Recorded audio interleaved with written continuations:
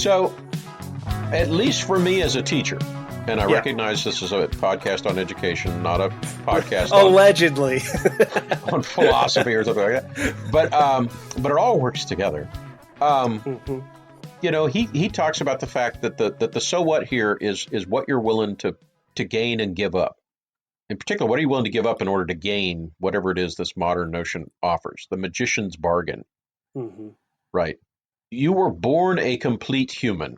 If in order to empower some part of that humanity, you have to give up some other essence of that humanity, is it worth it? And I think in particular, he's talking about the chest, the soul, the conscience. Are you really becoming better just because you're gaining power? And so my students and I talk about this a great deal in philosophy class and English class and any class that I'm a part of. It's not that it's either power or love, but the two are very feisty bedfellows. To the extent that one seeks one, there is a sense of diminishing the other.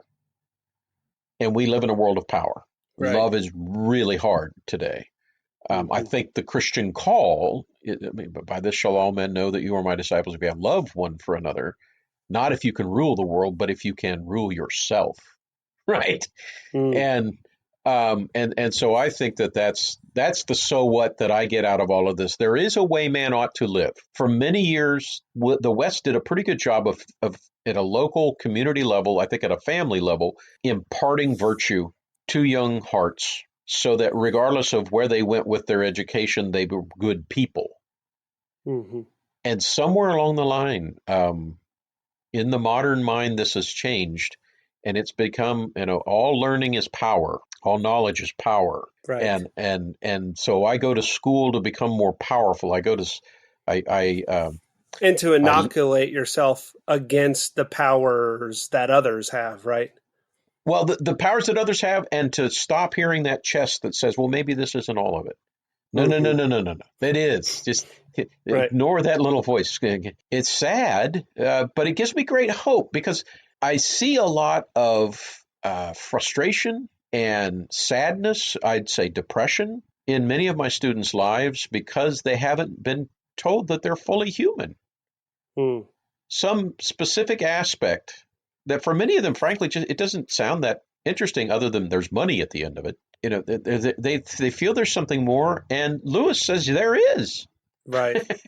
You've just reduced humanity down to something less than it really is. And the full orbed humanity that they, thankfully, I don't have to display it for them. I would be a poor shot at it.